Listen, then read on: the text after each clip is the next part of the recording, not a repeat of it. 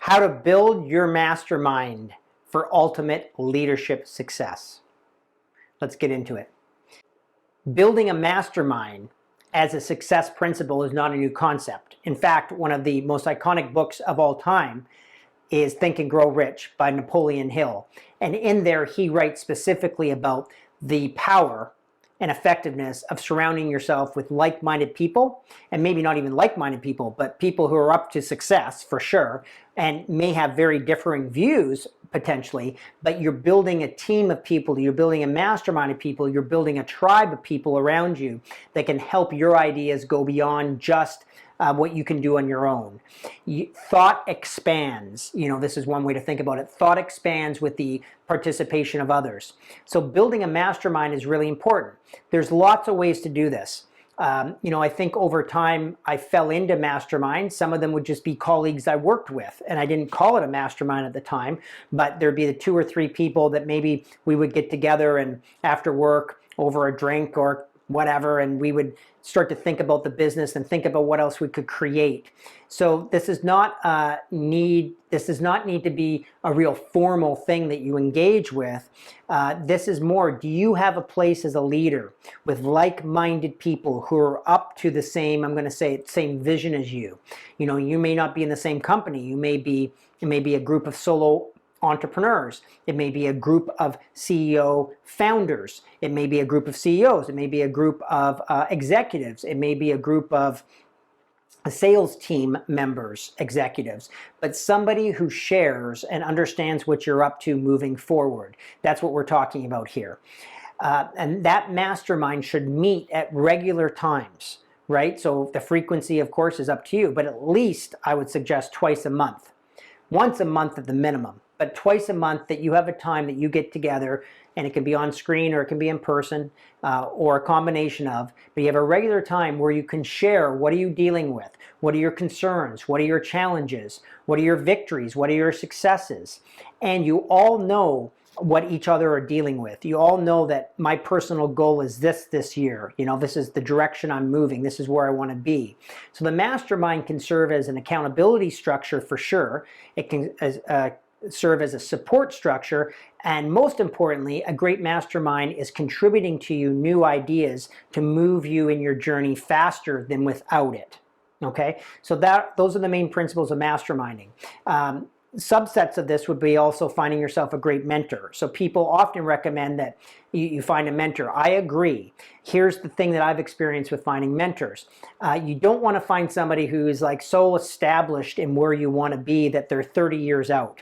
The challenge with that is that they can't really remember what got them to where they are 30 years later. Okay, if that makes sense.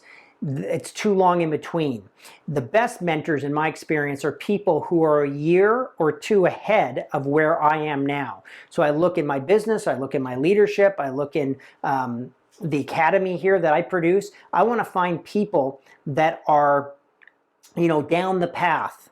Not so far down that they're a mega corporation and they don't even remember how they laid the foundation of something. I want to work with people who, as I said, are a step or 2 ahead, and then search those people out, and you'd be surprised. Of course, people want to mentor us, okay? So part of a mastermind could be that you also have your mentorship group, or you have one person that really can help speed up your learning curve. But as a larger concept, what you want to think about masterminding is that, again, you're coming with your commitment. It's the value that you're bringing to the group, which is here's where I want to be, here's what I'm stuck with, here's what I'm not seeing, and you're asking for input on that journey. And then a great mastermind will also have a collection of people where what you've accomplished in life contributes to them, so that you're at a place where you can also obviously listen to where they're at, where they may be stuck, or where the gap is that they see that they need to climb over, and that you can support them either from your direct experience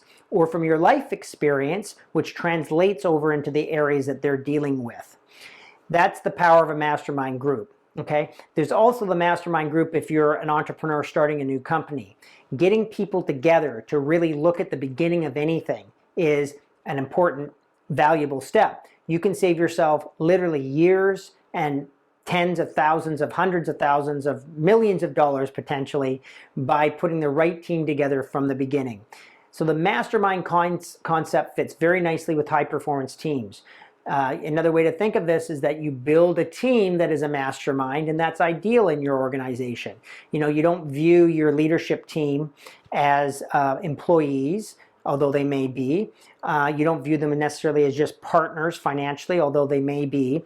But you really bring this context of doing your best thinking together as a mastermind group, and that then you're completely resourcing and leveraging the talent that's in the room.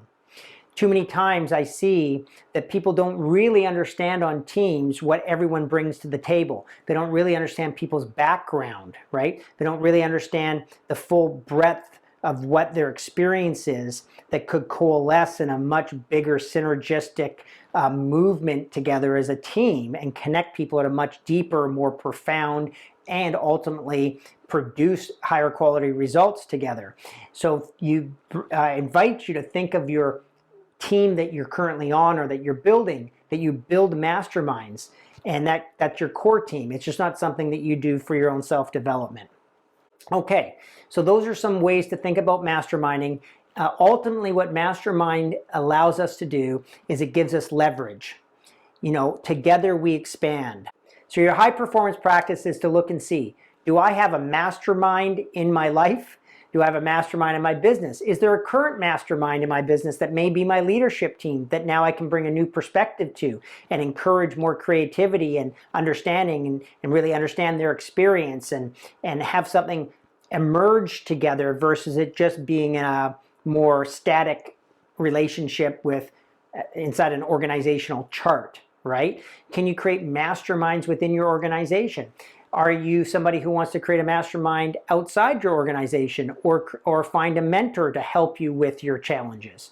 So take any of those actions, but inspect your business, inspect your leadership from this view that together the genius emerges.